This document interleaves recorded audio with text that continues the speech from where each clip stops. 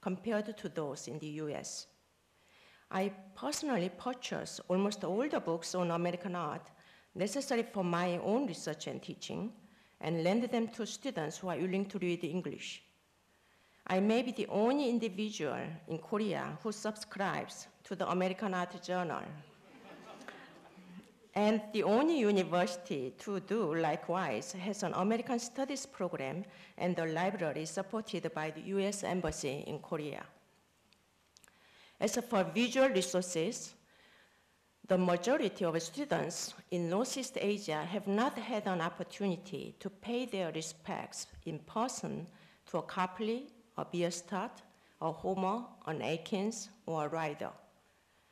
Traveling exhibition programs supported by American museums, including the Smithsonian Art Museums, with their well-advertised policy, if you do not visit us, we'll visit you, seems to be aiming mostly for the domestic audience.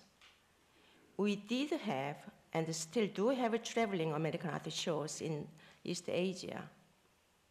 Recently, in 2007, American art has expanded its horizons when it was introduced to a large number of Chinese people through the exhibition, Art in America, 300 Years of Innovation, launched by the Guggenheim and the Terra Foundation.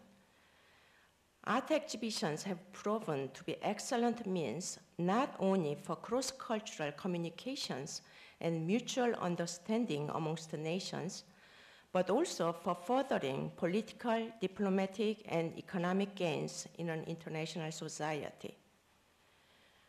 In the past, in East Asia, the US Information Agency played a significant role in bringing artistic and scholarly exchanges to bridge gaps between cultures as part of its foreign policy. As has been discussed, during the post-war and the Cold War years between 1952 and 1965, the US Information Agency, with collaboration from the New York MoMA's International Council, organized or supported more than 150 traveling exhibitions with the venues covering 5 continents. More than half of these tours were organized for Europe, as well as South and Central America, and 21 exhibitions were aimed at East Asia.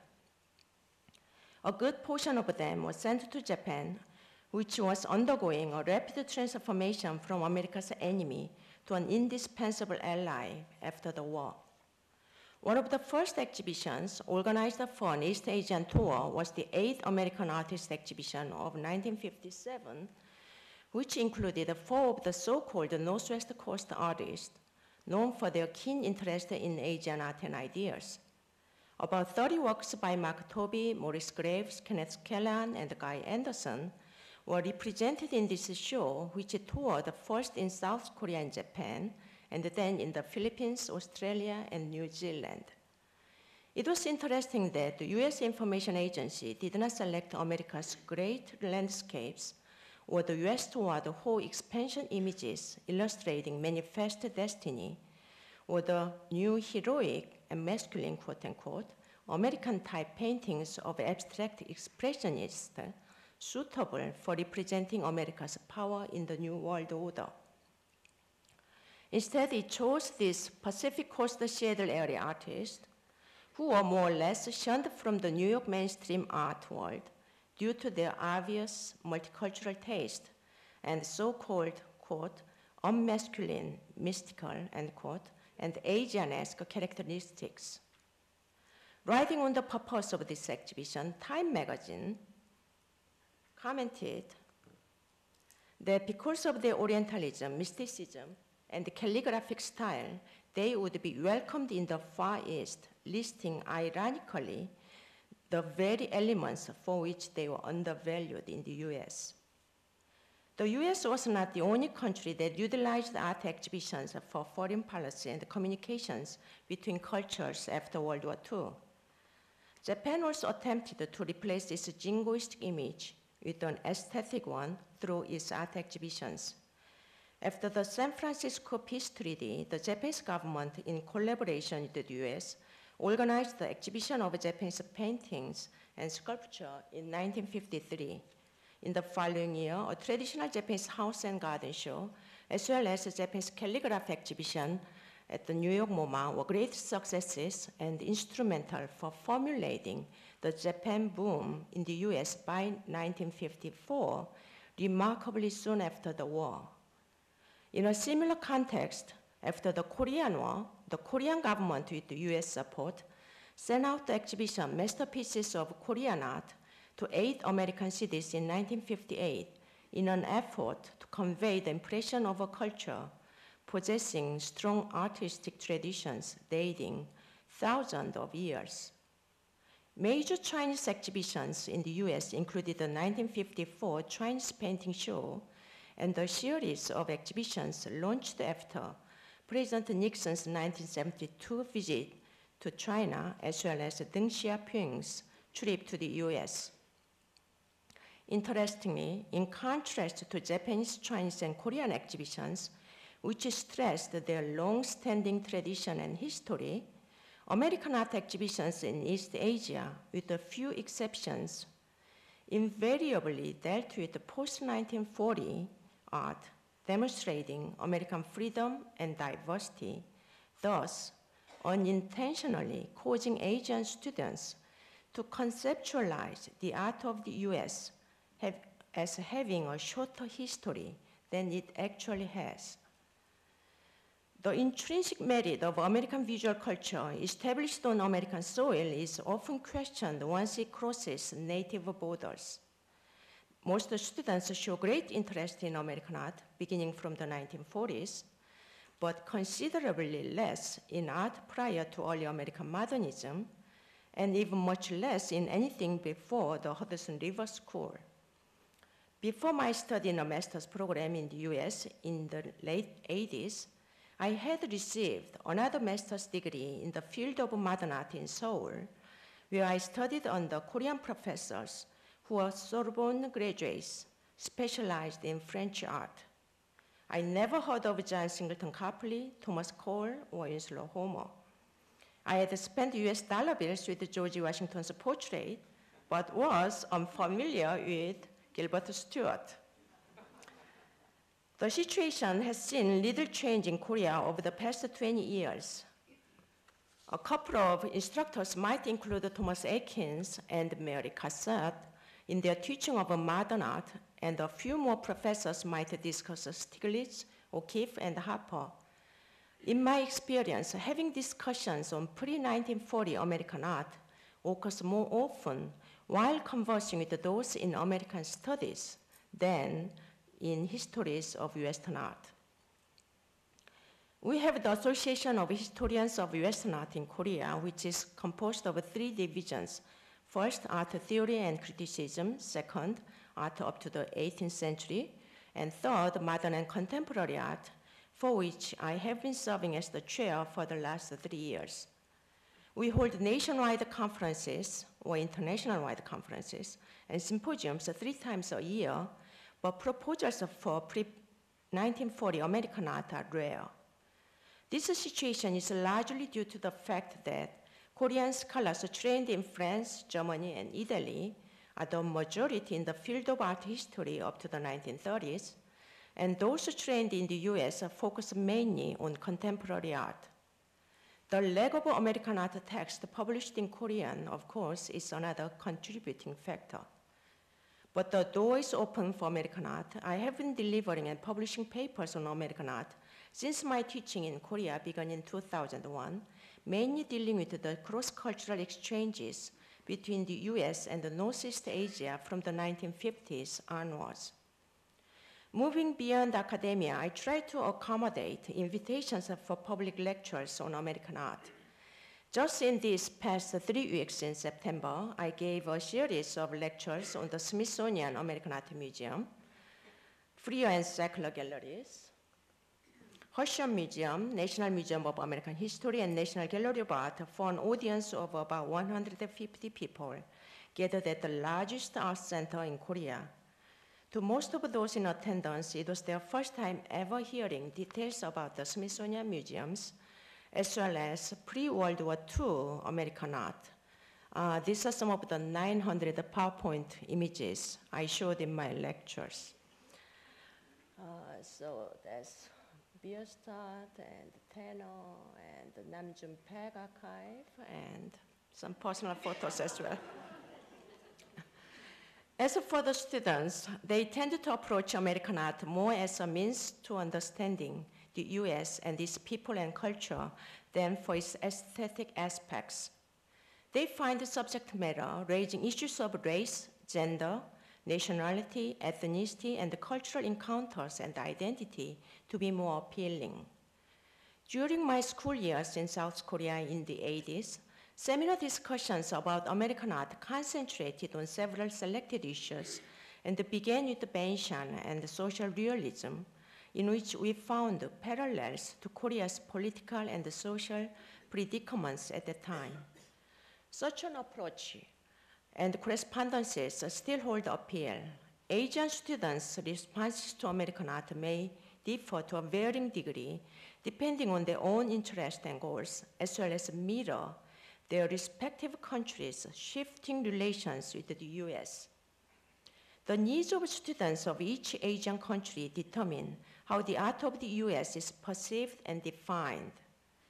I have been tailoring my teaching to the specific demand of Korean, Japanese, and Chinese students by skimming through the art of the antebellum period to elaborate on late 19th and 20th century art, and by engaging them with artists, themes, and issues reflecting the multiracial and the multicultural facets of America. For my undergraduate courses at Wonkwang University, I incorporate American art history from the colonial period to the present into the 6th semester Histories of American Art courses. So these are some of the images I have been showing. I teach completely different classes for the MA program, the PhD program, and the Teachers College program. I have been offering courses to discuss the subject matter and issues that resonate with their interest. In Japan, I adopted a similar yet broader approach, as the student body was a mix of differing nationalities and was majoring in American studies, not art history. Few had ever taken an art history course, but they had a solid background in American and cultural studies, consisting of classes, international conferences, and lecture programs. I'm going to show the kind of themes generally covered in my classes using my syllabi for Doshisha University as they are written in English. They were written almost 2 years ago in 2007 for the 2008 academic year. Okay, I forgot to show this one. As the university printed them in advance for students. As the students had practically no background in American art, I offered 2 different kinds of courses after being asked to teach. This is the booklet of the syllabi. First, 2 courses on 20th century American art, and second, 2 other courses of my choice. For the 20th century American art course, I took a general chronological and thematic approach, focusing on historical, social, and cultural developments in a global context through a discussion on key artists, major movements, and critical issues. Okay. I'm showing some of the photos of the students giving presentations on each topic assigned to them.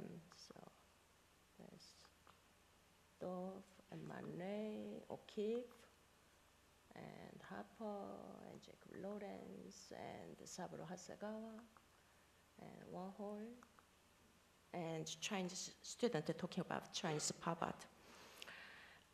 Critical issues such as the making of a national identity and style, the construction of American type paintings and canon, the tensions of class, gender, and race in American art scenes, and the issues of globalization and localization. The two other courses I offered in Japan received a more enthusiastic response from the student body. One is the course titled American Interactions with Japanese Art and Culture, which I still offer in Korea.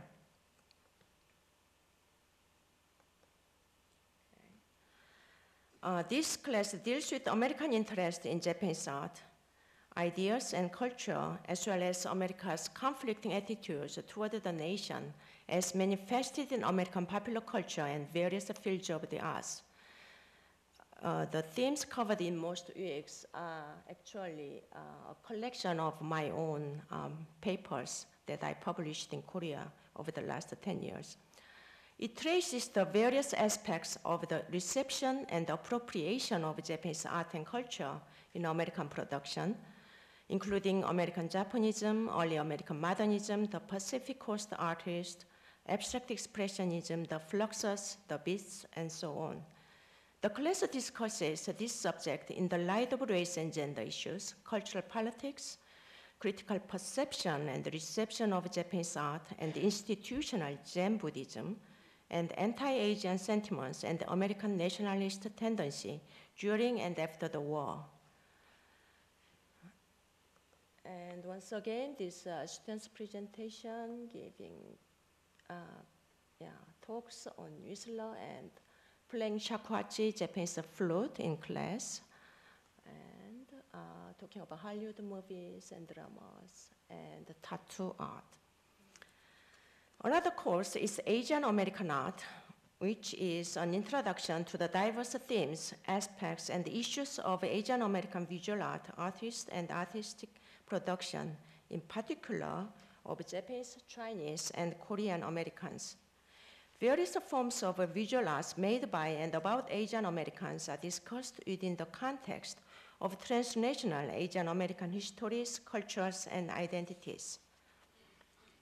While teaching American art on the other side of the globe, in my experience, it becomes necessary to reframe American art to underline its universality, its applicability to all cultures, and to balance that with its Americanness, and to try to avoid either an American or Asian-centered point of view. This effort to maintain equilibrium between universality and Americanness, however, is at times questioned. As we locate American art in a global context, should we also re-examine it in the context of localization? By localization, I mean a co-presence of globalization and localization, a historical process whereby each locality or indigenous culture bridges the global and the local, and thus develops a cultural relationship to the global system against the global onslaught of capitalism, ideology, media, and network identities. For a Korean professor teaching American art histories to Korean, Chinese, and Japanese students in East Asia, in either the mother tongue or English, is it effective to adopt wholesale the methodologies and curricula of an Americanist in the US? Should an Asian historian of American art teaching in Asia Asianize American art? Or more specifically, Koreanize, Japanize, or Chinaize the subject, tailoring it to the sensibilities of the students located in their respective cultures and societies?